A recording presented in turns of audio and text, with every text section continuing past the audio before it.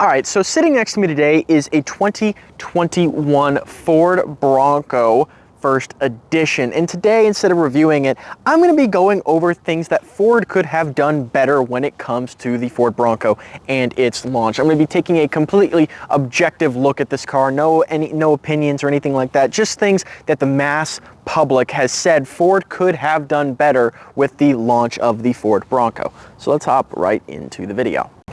All right, so the Ford Bronco offers 2 engine options and 2 transmission options. So you can either get a 2.3 liter inline-4 or a 2.7 liter twin-turbo V6. Now that inline-4 is available with a 7-speed manual or a 10-speed automatic, but however, the V6 is only available with the 10-speed automatic, and that has raised a lot of complaints from customers buying the Ford Bronco. A lot of customers out there would like to see the 7-speed manual paired with the 2.7 liter V6. After all, the Jeep's 3.6 liter V6 does come optional with that 6-speed manual of theirs. So a lot of people have complained that the 2.7 has not had the 7-speed manual option, and I would love to see the 7-speed manual incorporated with the 2.7 liter V6. But who knows, Ford might have something in the works.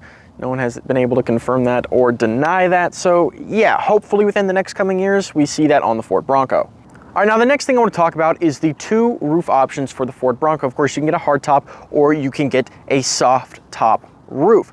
But for the longest time, ever since the Bronco came out about a year ago for public use, most of the Broncos you'll see on the road are soft tops. And that is because the production of the hardtop roof and their design was flawed from the beginning. And Ford had to go back and fix and redesign the entire roof from the ground up. Problems with the hardtop roof included chafing, and they wouldn't seal correctly, so you would go through rain or a car wash and water would get onto the inside of the vehicle when you didn't want water on the inside of the vehicle in the first place. So yeah, Ford had to go back and redesign the hardtop roof from the ground up to make sure that there was no issues with it, and that's why you see so many soft tops. Now there are 2 options Ford gave customers to remedy this problem. They could either stick with their hardtop order or they could switch it to a soft top order and later on buy the hardtop roof from Ford later on and have them install it. But there were problems with this solution. So if you got the soft top and switched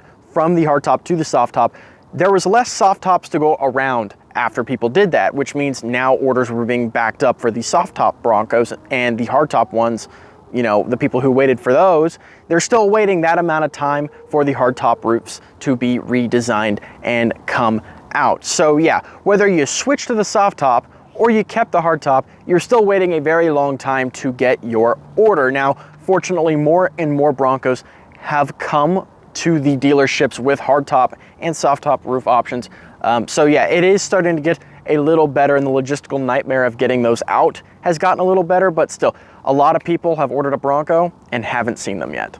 And one of the biggest issues with the Ford Bronco wasn't actually with the car itself. It had to do with the logistical nightmare of producing and delivering this many cars. So a bunch of people ordered the Ford Bronco. Over 150,000 people within the first year ordered this car.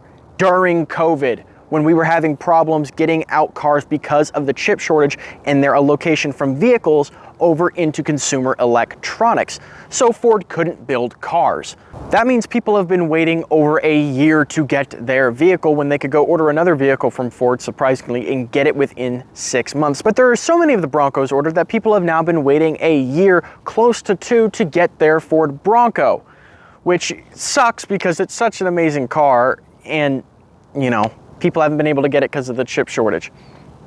But yeah, it's kind of the same issue with the hardtop, soft top situation, except this time it's about the entire car as a whole. So that's what happens when COVID hits, chip shortages happen, and chips are located to different areas of the market other than vehicles, and then there's a massive wave of consumer interest in your brand new vehicle. Now, the way that Ford could have solved this is limiting the size of their order banks, so not 150,000 people order them in the first model year. A lot of people out there who had ordered 2021s actually got their order switched to a 2022 because Ford couldn't fulfill the 2021s fast enough. And as I see every day, more and more 2022 Broncos are coming in, a lot more than I saw in 2021, which is a good thing, and it shows that Ford is working towards a solution to this problem. But yes, there are still a lot of people out there who have not received their car.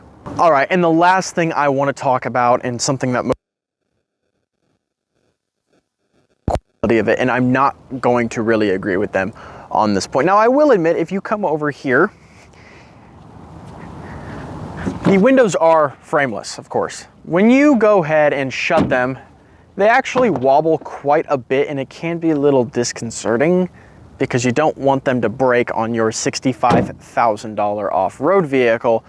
But other than that, I really cannot find any issues with this car. There are other people who pointed out interior quality of materials, and I don't agree with them on that complaint either. This is an off-road vehicle, and I've taken the Bronco off-road enough times to tell you that the inside can get really dirty really quickly, especially if you have a soft top model, because dust gets in. You're doing donuts out in the desert, dust gets in from the littlest crevices in the car possible, and it gets all over the interior. Ford aimed to make a car that could be easily cleanable with water on the inside without ruining any of the materials, and they've done that. I will say there's a lot of plastics in this car, especially on the dashboard and the door, for $65,000 when you get the first edition, but honestly, that's not the point of this vehicle. This is not a BMW, it's not a Mercedes, it's not even like you're buying a Mustang GT Premium. It's a Ford Bronco that's meant to go off-road and meant to be practical and easily cleaned. And Ford has done that job. So when it comes to people complaining about the build quality, which I think is fine, I've gone around the car, tugged on almost everything, and other than the windows, I really can't find anything that is questionable. But the materials thing, I just don't agree with it. I mean, if you agree with the materials being bad, drop a comment down below saying I'm wrong and that the Bronco's crap. But when it comes to that, I think Ford did just fine. Alrighty guys, so those are things that I think Ford could have done better when it comes to the Ford Bronco. I wanted to remain as objective and in the public eye as possible here, because I don't want to just give my opinions about it, because I do think it is a great vehicle. But when it comes to everybody else's complaints, the biggest ones I've seen is the logistical nightmare of getting one of these, and the fact that the 2.7 doesn't have the manual. Hopefully it will in the future, but honestly, I can't find too much wrong with this car. I love it. I had ordered one. I have one on order right now, and I can't find anything really wrong with it. And I've sat around one for hours and looking for things to go over that I didn't like, and I seriously could not find something that I didn't like. And you know, over and over in my head I was saying materials, but it's an off-road vehicle. It's supposed to be rugged and easy to clean and everything like that. So yeah, if you guys enjoyed the video, make sure you hit that like button down below, and if you want to see more from us, make sure you hit subscribe, and I will see you guys in the next video.